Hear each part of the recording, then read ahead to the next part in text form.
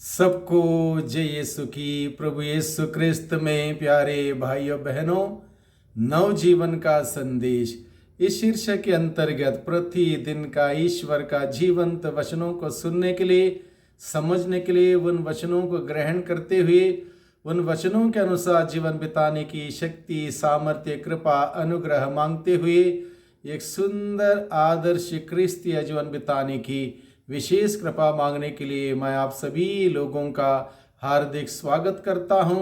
आज फरवरी की 14 तारीख है और शनिवार का दिन है और आज के दिन में हम सबों के लिए मनन चिंतन करने के लिए विषय दिया है संत मार्कुस के द्वारा रचित सुसमाचार अध्याय 8 पद संख्या 1 से 10 का प्रसंग है। इस प्रसंग में हम लोग देखते हैं लोग बड़ी संख्या में यीशु के पास जाते हैं, यीशु के पास आते हैं और जब लोगों की बड़ी भीड़ लोगों यीशु के पास आती है, इसका मतलब यह है बहुत सारे लोग यीशु पर दृढ़ विश्वास करते थे, यीशु का वचन सुनना चाहते थे, यीशु से चंगाई पाना चाहते थे, अपनी समस्या का समाधान पाना चाहते थे, सवालों का उत्तर पाना चाहते थे और लोगों को मालूम था कि यीशु दयावान है, तरस खाने वाला वो प्रभु है, वो प्रबंध करने वाला परमेश्वर है। केवल यीशु ही हमें संतुष्टि दे सकता है, तृप्ति दे सकता है, सेटिस्फैक्शन दे सकता है। इस प्रकार से बहुत सारे कारणों के वजह से लोगों की बड़ी भीड़ यीशु के पास आती है। जिस प्रकार से यहाँ पर लिखा है, एक विशाल जनसमूह एकत्र हो गया था। एक विशाल जनसमूह एकत्र हो गया था। कहाँ पर एकत्र हो गया था? और लोगों के पास खाने को कुछ भी नहीं था। ये केवल खाने की वजह से नहीं है, बल्कि आध्यात्मिक भोजन की वजह से विशाल जनसमूह यीशु के पास एकत्र हो जाता है। ईसा ने अपने शिष्यों को अपने पास बुलाकर कहा, मुझे इन लोगों पर तरस आता है। इनकी भूख, इनकी प्यास प्रभु के प्रति, प्रभु के वचनों को सुनने के प्रति, प्रभु के सानिध्य में आने के प्रति जो उनकी जिज्ञासा, उनकी भूख और प्यास देखकर प्रभु को उन पर तरस आया, उनके प्रति प्यार उमड़ पड़ा। और ये बात प्रभु अपने शिष्यों से कहता है। जब प्रभु को तरस आता है, प्रभु वहाँ पर एक अद्भुत कार्य करता है। और प्रभु यीशु का यह स्वभाव है, ईश्वरीय स्वभाव है, लोगों पर तरस खाना, लोगों पर दया दिखाना, लोगों के लिए इंतजाम करना, प्रबंध करना, उनके ज़रूरतों को पूरा करना, यह ईश्वरीय स्वभाव है। और प्रभु यीशु मसीह इसी उद्देश्य से अपने शिष्यों से कहता है, मुझे इन पर तरस आता है। ये 3 दिनों से मेरे साथ रह रहे हैं। ये 3 दिनों से प्रभु के साथ रहकर वचन सुन रहे थे, प्रभु का प्यार का अनुभव कर रहे थे, प्रभु के द्वारा किए हुए अद्भुत से अद्भुत कार्य देख रहे थे। और 3 दिन बीत गए, ये लोग अपने अपने घर नहीं गए, बल्कि प्रभु की उपस्थिति में रहे। संभवतः प्रभु की उपस्थिति में रहना, प्रभु का वचन सुनना होना बहुत अच्छा लगा हो, इसलिए 3 दिनों तक जब वो प्रभु के सानिध्य में रहे, साथ रहे, प्रभु को उन पर तरस आया, इतना प्यार उमड़ पड़ा प्रभु के दिल से।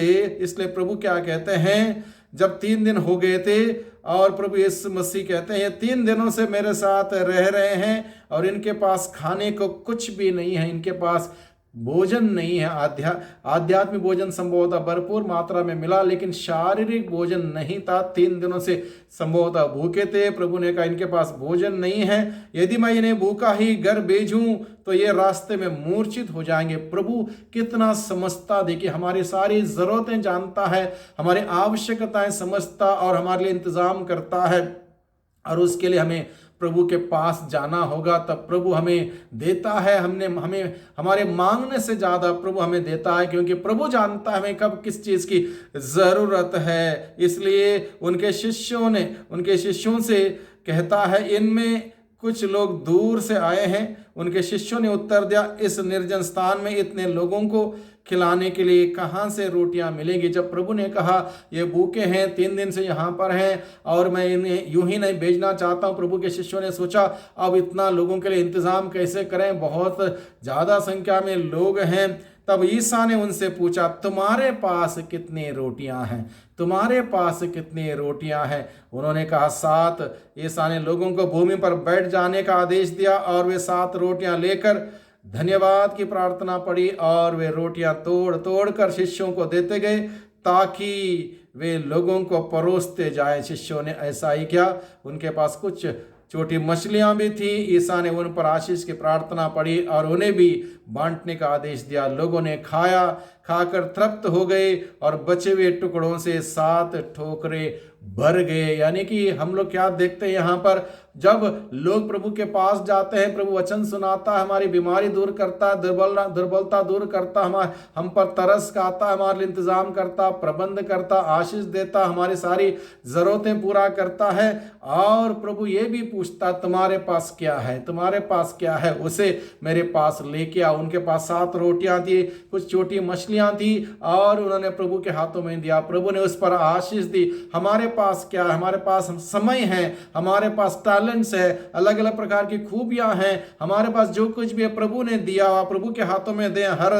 हर दिन प्रभु के हाथों में समर्पित करें। हर टैलेंट्स, हर खूबियां, हर वरदान प्रभु के हाथों में समर्पित करें। प्रभु से कहें, प्रभु इस पर आशीष दे। अपने बच्चे हैं, बच्चों को प्रभु के हाथों में समर्पित करें। खेती बाड़ी है, प्रभु के हाथों में समर्पित करें। कोई हम काम दाम करते हैं, उस जगह को प्रभु के हाथों में समर्पित करें। हमारे घर परिवार को प्रभु के हाथों में समर्पित करें। हमारे पल्ली को प्रभु के हाथों में समर्पित करें। जब प्रभु आशीष देगा, प्रभु बरकत देगा, वहां पर हम लोग तृप्त हो जाएंगे। और लोगों ने जब प्रभु से पाया, वो तृप्त हो गए, उन्हें सेटिस्फैक्शन मिला। केवल प्रभु हमें तृप्त कर सकता है। इसलिए हमारी ध्यान प्रभु पर हो, प्रभु पर भरोसा हो। जो कुछ भी हमारे पास है हम प्रभु को दें। प्रभु हमें सेटिस्फैक्शन देगा, तृप्ति देगा, संतुष्ट देगा। उसके अतिरिक्त दुनिया की कोई चीज, कोई वस्तु, कोई इंसान, कोई शक्ति, कोई व्यक्ति हमें सेटिस्फैक्शन नहीं दे सकता, तृप्ति नहीं दे सकता। सिर्फ और सिर्फ प्रभु हमें तृप्ति दे सकता है। इसलिए जो कोई भी व्यक्ति विश्वास के साथ प्रभु के पास जाए, विश्वास के साथ, भरोसे के साथ, प्रभु उसको तृप्त करेगा, आशीष देगा, बरकत देगा। जो कुछ भी हम प्रभु के हाथों में समर्पित करेंगे, उस पर भी प्रभु की आशीष रहेगी। और प्रभु से प्रार्थना करें, प्रभु आशीष दे मेरे जीवन पर, मेरे खूबियों पर, मेरे समय पर, मेरे टैलेंट्स पर, मेरे पैसों पर, मेरे बच्चों पर, मेरी खेती बाड़ी पर, काम करने के जगह पर, सब पर तेरी आशीष हो, ताकि प्रभु हम निरंतर अपने जीवन में आगे बढ़ें, तरक्की करें, तेरी महिमा देखें, तेरी महिमा करें। सबको धन्यवाद, सबको जय यीशु की, सब पर प्रभु की आशीष बरकत बनी रहे। आमीन।